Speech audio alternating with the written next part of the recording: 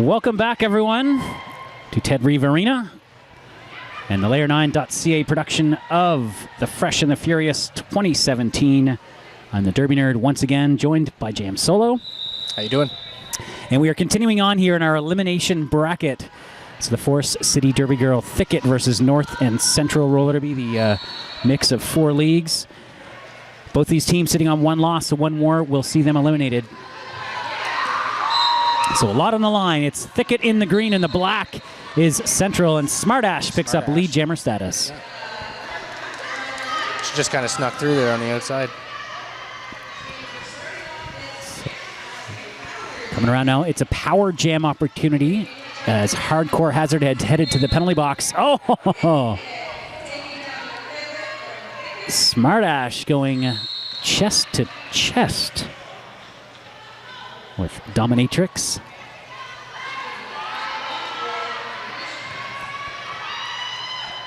Grand Slam awarded.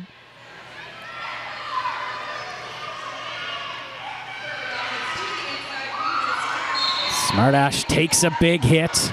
Great battle from between Dominatrix and Smartash on this jam.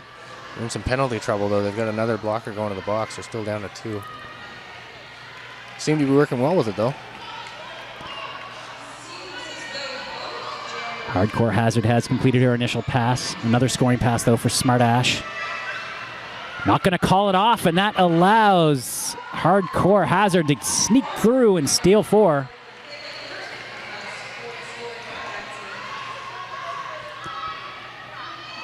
Smartash does have control of this jam, but Hardcore Hazard is now past her and will pass her in points as well.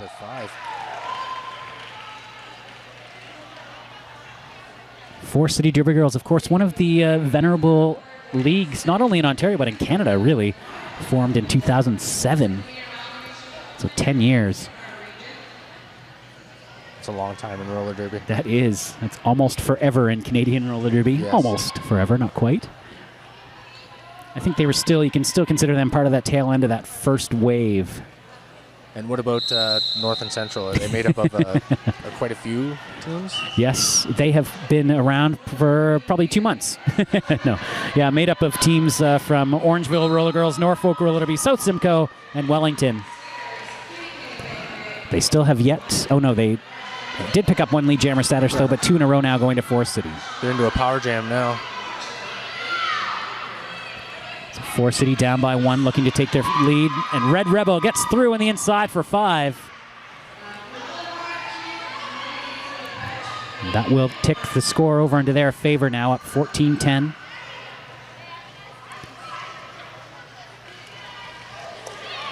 It's a big hit by Baskin Robbins. Sass will kill you a little early on the offense. Yeah, Baskin Robbins having a heck of a day for North and Central. Looks pretty sturdy on those skates. Absolutely.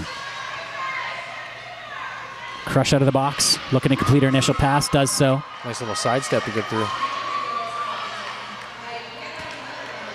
Yeah, and for some of these skaters, we're seeing them improve seemingly by the jam. Yes. Yeah. It's a day of learning. A lot of crowd support here for North and Central. Happy about that steal again from Catherine Crush.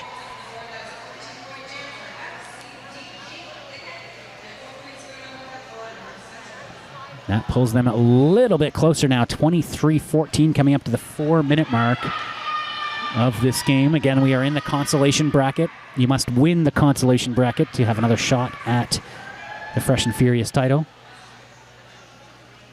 It's going to be 5-on-5.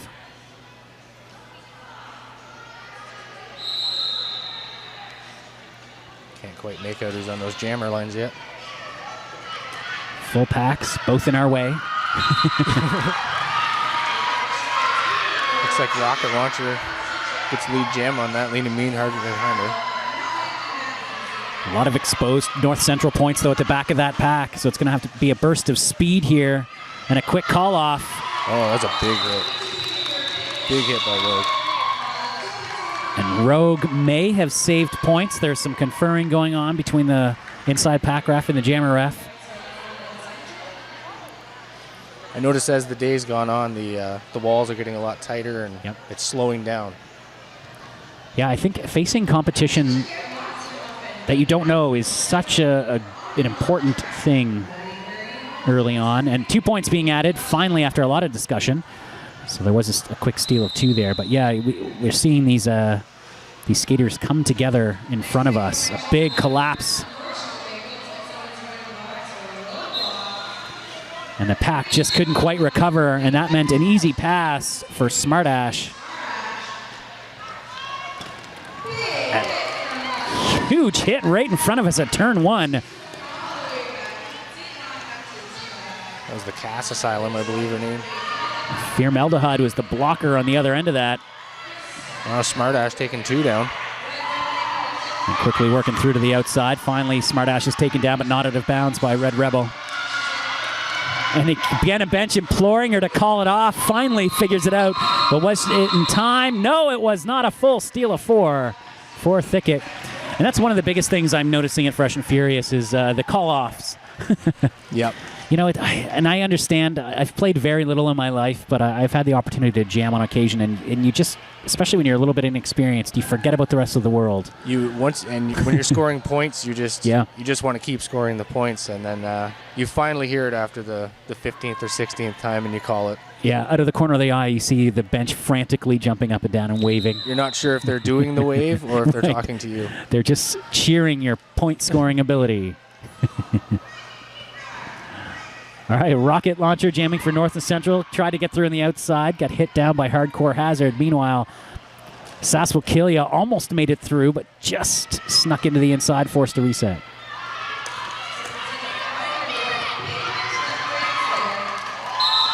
Lots of skater. We do have a skater down.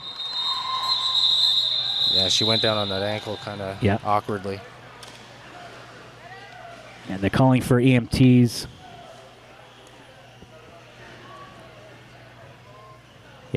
She did go down awkwardly, and EMTs are now coming to her aid, so we will see how this plays out.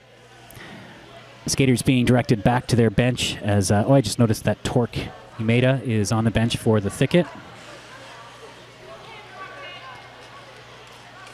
A longtime skater for Forest City Derby Girls. Here's a bit of an interesting nerd fact. The Forest City Derby Girls took part in the Virgin Suicides Brawl back in 2008, which was the precursor to the Fresh and Furious tournament. And that was the Thames Fatale back at the time. The first ever team out of Forest City was a team called the London Thrashers. Thrashers. And they existed until 2008, played in the first Beast of the East tournament. They eventually were replaced by the Luscious Lunch Ladies, another team that no longer exists, but what a fantastic name. That's a good name. That's a good name. Yes. They had a great logo, too. How long have you yourself been a part of Derby? Well, I was a fan back in the days in Montreal, and I didn't start announcing until 2010, but I've been a fan since 2007. When I lived in Montreal during the first 2 seasons of Montreal Roller Derby. Mm-hmm. And was basically just an obnoxious fan for a couple of years. The first time I heard you announcing, I was quite impressed because you engage the crowd. And I've heard a lot of announcers throughout my time in Derby, and you really you rock it. Thanks. I have to admit, I didn't start announcing really in-house at all until Durham Region Roller Derby gave me that opportunity. Really? Back in, 2011, 12, whenever they formed, and I'd been stuck on the stream until that time. So this does look bad, this injury in the middle of the track. They're having a hard time getting her skate off as well, so this could take a little bit of time. How did you get involved in roller derby, since you're asking, back in Moncton? I used to work at Blue Cross, and someone brought a poster in one day, and they asked me if I knew anything about roller derby, and I said, oh yeah, I used to watch Roller Jam back in the day, and they said, no, it's real roller derby, and I said, really? So I went to this open house practice kind of thing. They were looking for refs, and within 10 minutes, I had already found who had the gear, had my gear ordered, and they asked me halfway through, they said, do you think you'd be interested in doing something like this? And I said, I've already ordered the gear. I'm ready to go.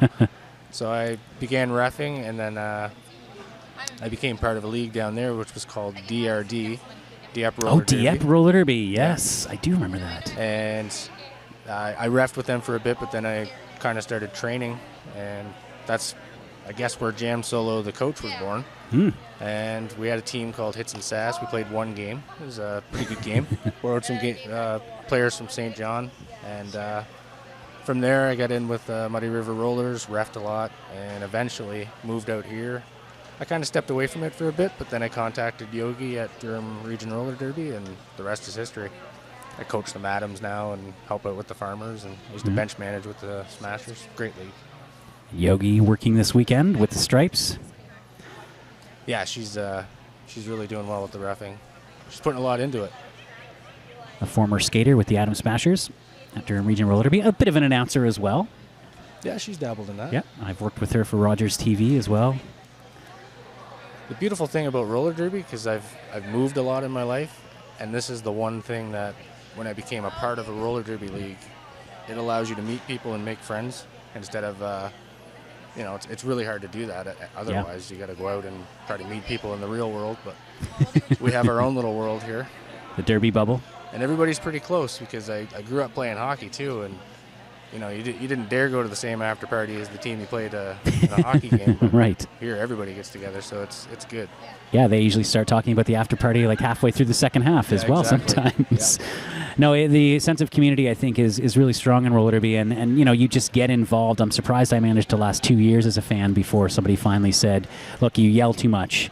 Here's a microphone. Put that energy to use. It's hard not to get wrapped up in the sport of roller derby. And it's once you understand it, it's a pretty exciting sport to watch. So we still have a skater down. We may pause the broadcast here if we can get a sense of how long we think this injury timeout may be. Meantime, you'll have to just listen to us and patter back and forth here. There hasn't been any motion toward, at least that we can see, toward calling an ambulance. The skater now is smiling. I think she's rolled it. They've got an ice pack on there, and they're wrapping that around it. So we're going to hope that potentially isn't a break, although a sprained ankle can be just as, you can be out for just as long with a sprain.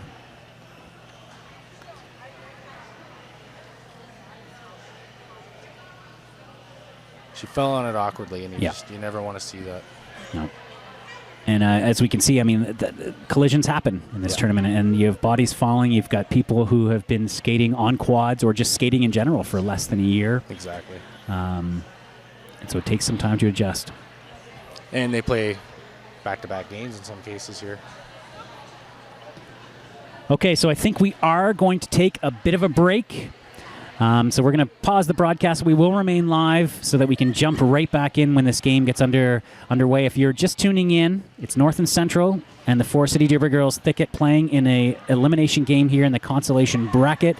We do have a skater down for injury, so we are going to take a pause here with 12:45 left to go.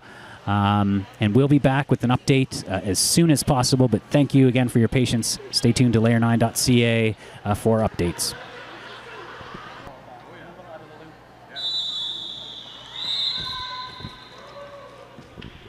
And we're back to the 2017, fresh and furious. Big thanks to the EMSs for dealing with potentially pretty serious injury fairly quickly. A 30-minute timeout. We're a little bit behind. But yeah, a good quick work considering we had to call in an ambulance. Yep. They got here as fast as they could. Yep. We are out in the east end of the Greater Toronto area right now. But game is back underway, and the Thickets are nursing a very small lead against North and Central. Smart ash buster for Luke Jam. And we've got another skater down, Red Rebel, the jammer for the Thicket. Another injury to a Thicket skater, and we're into an injury timeout yet again. This is really not something you want to see right now. No. Now, she does seem to be okay. She actually had a conversation with the outside pack ref, we can say, and the pack ref asked if she wanted to stop the jam because she was not in the gameplay, and Red Rebel did say yes, so she obviously was not ready to continue that jam. And as opposed to leaving her team without a jammer, she did stop it. So we are, again, following WFTD rules. So if Red Rebel is okay, she will have to sit out for 3 jams. Absolutely, yep. She looks to be moving the foot around. Yep. It's a little shaky. Now, they were both teams were given time to warm up again. That cut into the 30-minute delay as well. So, yeah, the EMTs were actually quicker than the 34 minutes. But so both teams did warm up. They didn't go back onto the track cold. But yeah, another injury timeout, Jam Solo. We're getting a lot of opportunity to talk about things other than what's happening on the track. I have an update from the bubble. Okay, what's the update from the bubble? The Farmers are in overtime in their game. I just received a text 2 seconds ago. Overtime? I'm not sure who they're playing. I just phone vibrated and it said Farmers are in overtime. Huh, wow. You know that's happening. A rare overtime, fresh and furious game. I can think of very few, if any. I've only seen one overtime game, and it happened to be, it wasn't the championship game, it was the semifinal, I believe. Of? It was a tournament. Oh, Winter Wipeout? It might have been Winter Wipeout. I can't remember which one, but I know I was reffing it, and I don't know who was more nervous, the players or us refs. I've seen a few. I've had the pleasure of seeing a few overtime games in my life. Not many. The only game I was actually calling was a game in Kingston many years ago, a back-to-school game when Kingston still had the House League teams. They're going into overtime on the other track. And we are getting confirmation that, yes, the overtime has started on the other track. So if you want to stop listening to us right now and pop over to the bubble stream and catch the overtime game. We can catch up with you guys later. It's Derby. It's the Durham Region Roller Derby. No, it's Dirty Farmers against the Lansing guys. And Lansing, the Ann Arbor Lansing merged team is playing in overtime. And that's an elimination game, too. So Yes, it's a it is. must-win for one of those two teams. So that's very exciting if you want to pop over. It looks like we're going to get this game back underway in just a few more minutes, but you got a few minutes to catch. You know that the overtime jam will only be 2 minutes.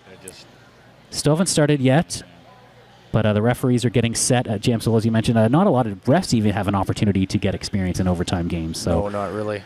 It happens fast, and usually there's the one that I was in, there was an official review, of course. Yeah.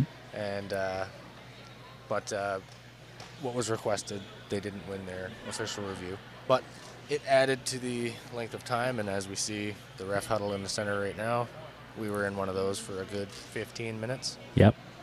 But you got to have the right answer. That's right, you do. And it looks like that overtime jam almost ready to get on the way. The skaters now on the track. We actually have a feed here from the bubble as well. It's tied 57-57. So a big matchup now, the Dirty Farmers and, the Dixons, the mixed Michigan team in overtime in a sudden death elimination game. So if you want to tune into that, or we'll just try and talk you through it as well. But yeah, there was an overtime game at the Beast of the East tournament this year. Rare, only the second one in the 11-year history of that tournament. So overtimes are very rare. And speaking, actually, I'm just reminded of the first ever Division II, WFTDA Division II tournament. There was an overtime game, and the jam timer didn't realize that it was a 2-minute jam and blew the whistle halfway through, very controversially. So that overtime jam now is underway in the bubble. If you've never seen roller derby overtime, it's 2 minutes, scoring right from the start. So you don't need to get the initial lap in, and it's whoever scores the most points wins. I think they've both got through once. And I can't believe that jam timer must have... I wouldn't have wanted to have been that jam timer. And it looks like one of those passes for the Dixons over on the other track was a grand slam. But the Farmers did just hold up the Dixons jammer. Sorry, we're caught up now watching this overtime game. It's hard to see the score when they're down here. But exciting, yeah. One of the first, if not the first, overtime game in Fresh and Furious history that I can remember. We've had some tight games even in the finals, but very rarely have I seen an overtime game. I don't think there's any blockers for... Oh, they've got one out there now. 2 out. I think they just traded. Farmers are on a power jam. Oh, the Farmers now on a power jam in overtime. That's huge. Very big. Farmers have a tendency to lose heartbreaking elimination games in this tournament, so it'd be wonderful to see them win one. I was part of one. I can't remember. I think it was 2 years ago. It was down to the last jam, and I saw the points, and I knew the other team had one more point than us, but I was hoping by some miracle that we were going to go to overtime, but no. The final score, we lost by 1. When the scoreboard update's just a little bit delayed, it can be heartbreaking, but it looks like the Farmers have taken control of this overtime game, and they've won it. The whistle has blown, so the Dirty Farmers live to fight another bout. They will move on in the consolation bracket of the Fresh and Furious tournament. So they win 88-73. Eliminating the mixed Michigan team. So congratulations to the Dirty Farmers. Congratulations. And here it looks like we are moving into another long injury timeout.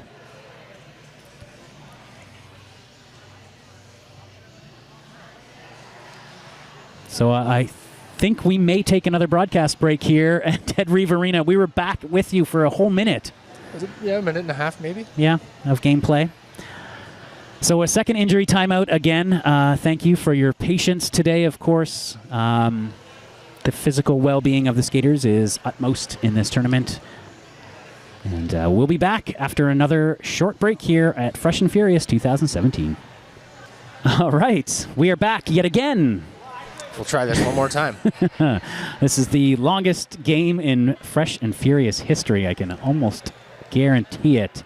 Another 16-minute injury timeout. This one dealt with a little bit more quickly. I mean, again, what can we do? Injuries are injuries. Our EMSs have dealt with it really expediently, as fast as they possibly could, and we're trying to keep this tournament on track. If you're still with us, it's 29-20. Four City Derby Girls ahead of North Central. Looks like Smart Ash is going to go out with lead jam. So North and Central picks up the first lead jammer status after this injury timeout. We lasted a half a jam last time. Let's see if we can get through a full one here. The girls seem a little less nervous after that one. Another big collision here at turn 1, though. Dominatrix puts a big hit into Smart Ash. Smart Ash, though, able to shrug it off, get through for the scoring pass. She was trying to get her back for that hit before. So 4 City down 2 skaters, including Red Rebel, one of their key jammers.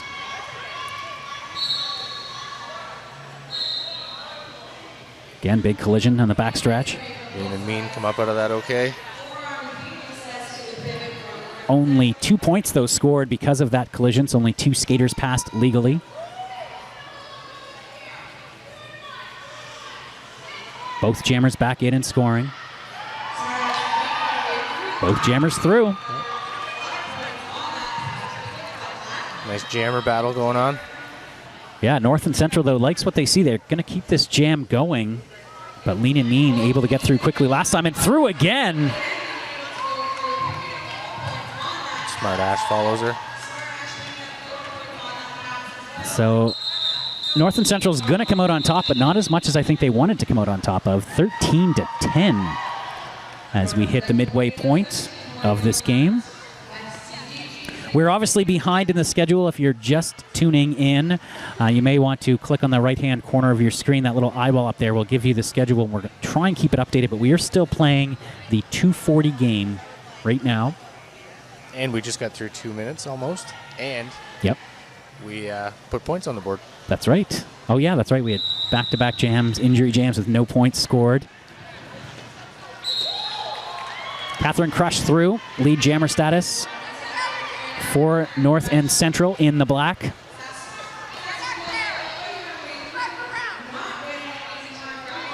North and Central showing a real sense of urgency with their blocking right now. Sass will kill ya is jamming for the Thicket.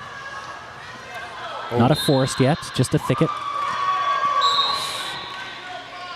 Another hard fall. This game has been defined by hard falls. you almost cringe at every fall you see right now at this point. So North and Central back in this one, and they've just taken the lead. So a lead change here at the 9:20 mark. Catherine Crush brings her team back into the lead. We're tied. Oh, tied. Excuse me, 3 points. Could we see another overtime?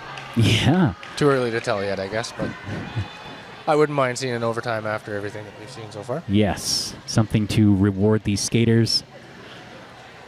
And the problem with those injury timeouts, too, is what cuts in is you have to give the skaters time to warm up as well, so that there are no more injuries.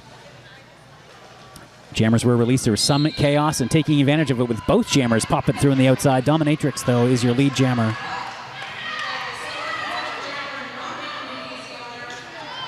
Three-two pack advantage for North and Central. Dominatrix comes in hot and hard.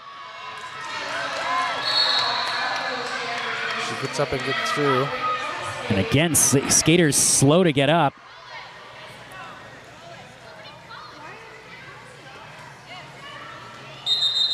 And we have another injury stoppage here. She landed on her shoulder pretty hard. Yep. Aim and Conquer went down hard.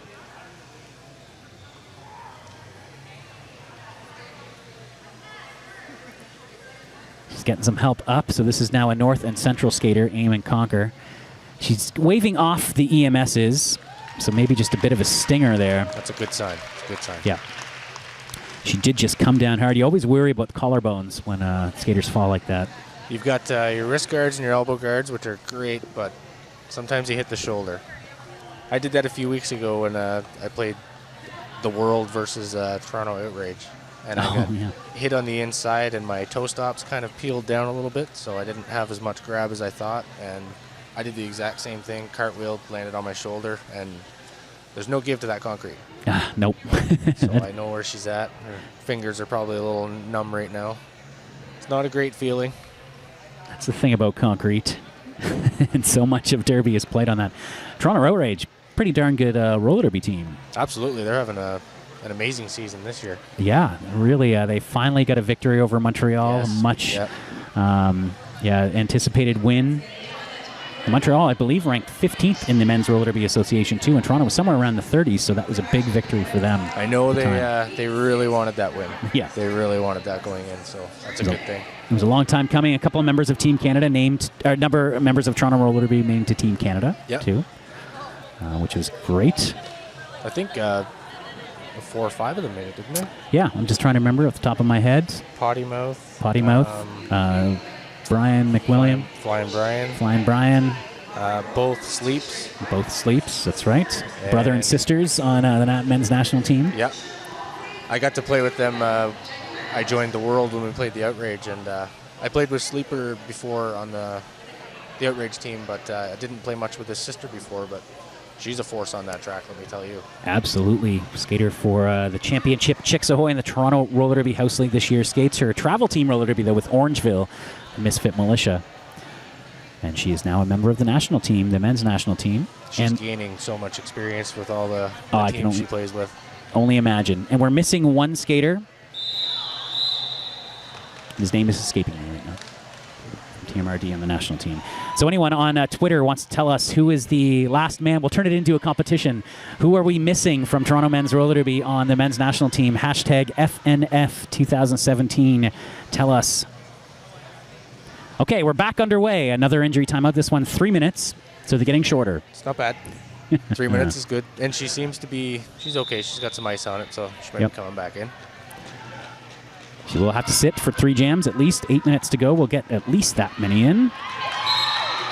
It's like Rogue on the line. Yeah, Rogue takes the jam. Thicket. Rogue's having a good day for North and Central. You can see it in the skaters right now. Everybody's kind of slowed this game right down. Rogue, though, hits that pack hard.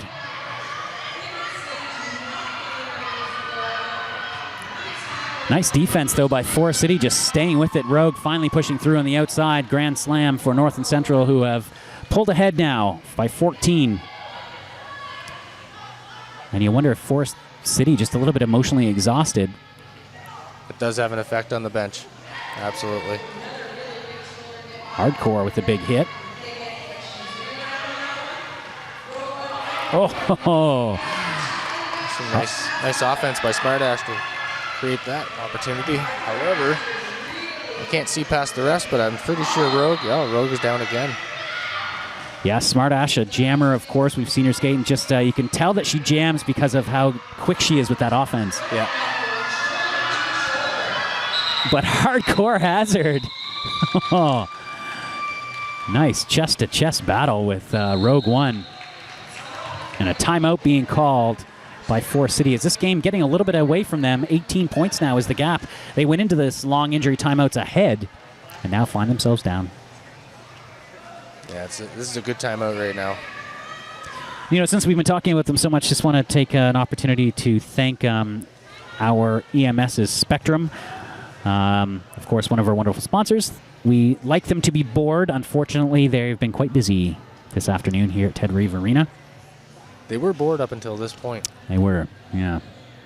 Hopefully the EMSs over in the bubble are a little bit more bored than ours here.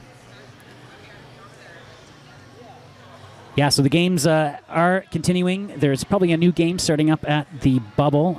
All teams, though, will move. The remaining teams will move here into Ted Reeve Arena around 5 p.m. or so. We'll see if that's still the case given some of these injury timeouts. I know that the behind the scenes, the league organizers are working hard to try and make up some of this time we've lost. So just stay tuned to one of the streams, and we'll keep you updated as the day progresses. See if this timeout's calm the nerves for them. Forest City does have an experienced bench staff. Torky Mata, the bench coach, has been skating for as long as I can remember.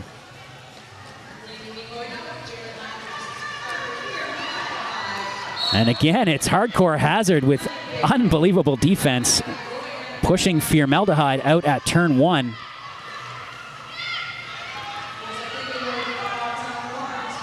She's not letting her through easily. No, she gets through. Lean and Mean jamming for Thicket, having a hard time against a trio of blockers. Oh, she ran into...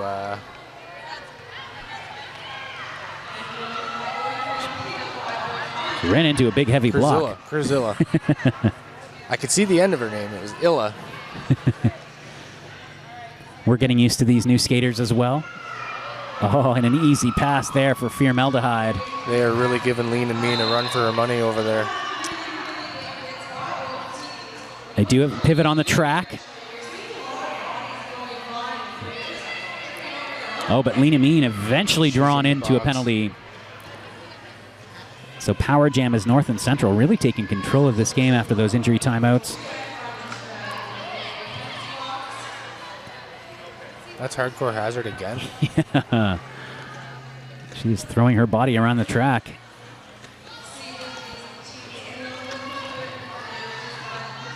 Pack slowly moving out of the first apex into the back stretch. Formaldehyde finally through, picks up 5, but it was a hard-fought 5. 15 so far on the jam. She's going to call it off with Lena Mean. So freezes her in the box. It'll be a power start with 5 minutes to go. Oh, no, they released her. Oh, they did. It was the right idea. Second too late. 75-42, under 5 to go. Yeah, Forest City just hasn't seemed to recover from those stoppages. It's really tough when you see one of your players go down to injury, let alone 2. Yep. And you're already skating with a short roster. Yeah. Yeah, they had 12 skaters to start, now down to 10. And North and Central has really picked it up with the defense especially. Yep. Yeah, you can just see that pack on your screen right now, just how tight that defense has gotten. Smartash is really bracing their blockers well. And, you know, in this early stage of the development of these skaters, that ability to kind of transition very quickly between the offense and the defense just isn't quite there yet. Yeah. It comes with time, but absolutely. There's a lot going on out there on that track, so you kind of have a one-track mind at times, I guess, if I could say it that way. That's well put. Rocket Launcher picks up the points, calls it off as Sass Will Kill You was approaching. She'll get 2 more, or just 2 on that pass. So two more, though, for the lead. 77-42 now, 3.5 minutes to go.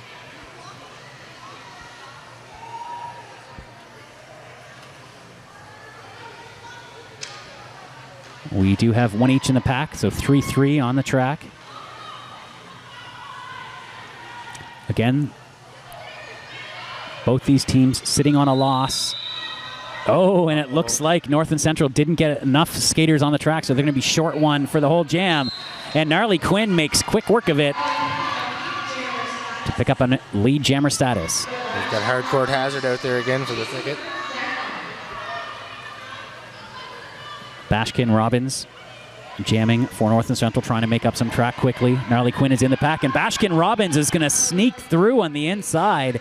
Again, the Thicket, we're 100% focused on offense. A little miscommunication there.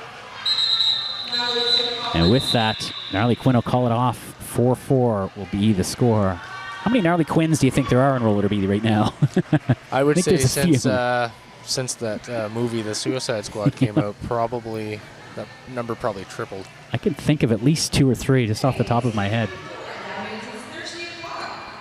All right, 81-46. North and Central now in control with 2.5 minutes to go. As we mentioned, most of these leagues involved with North and Central have been involved with Fresh and Furious for a long time, individually or as other mashup teams. And coming together very nicely, considering. And there is another lead jammer status picked up for them. Sass Will Kill You, jamming again for the Thicket, doing a nice job moving the defense around, and finally only has 1 to beat, and she is now through.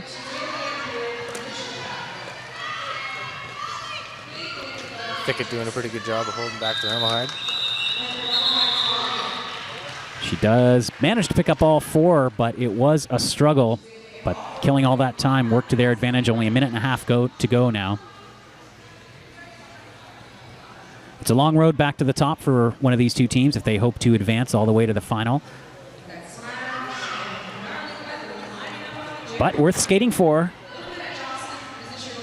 You got to give Thicket credit. They're still coming out. They still look determined. Heads are still held high.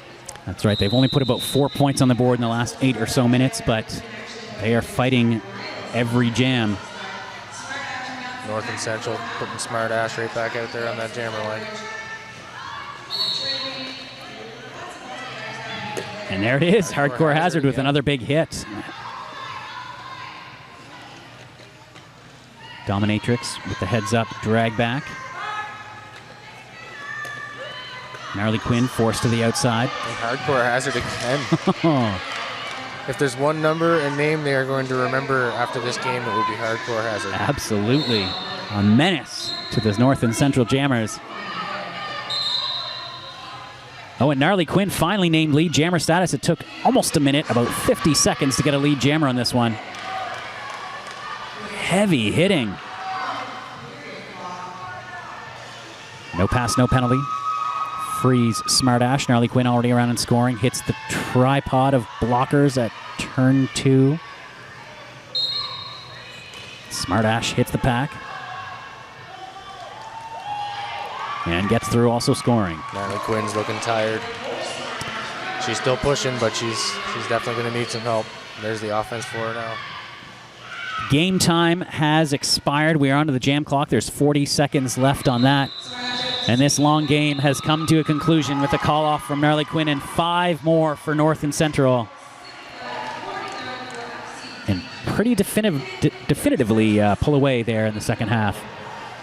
Yeah, they really, once we got back and underway, they really took off with that. Well, thank you so much, viewers, for your patience. We do hope things will run a little bit more smoothly again. But again, no... what can you do with injuries? Yep. And best wishes to the skaters and speedy recovery. Absolutely. And hopefully we can continue to keep the EMTs bored. For the rest of the game. They're doing some paperwork over there, but they do look to have settled back into boredom. Yep. So let's try and keep them there. They've earned their pay for the day already. Exactly. Okay, well, we are going to sign off after that long call. But thank you again for tuning in. It has been official. The final score is 94 for North and Central versus 49 for Forest City Derby Girls Thicket, and they will be eliminated from the Fresh and Furious 2017.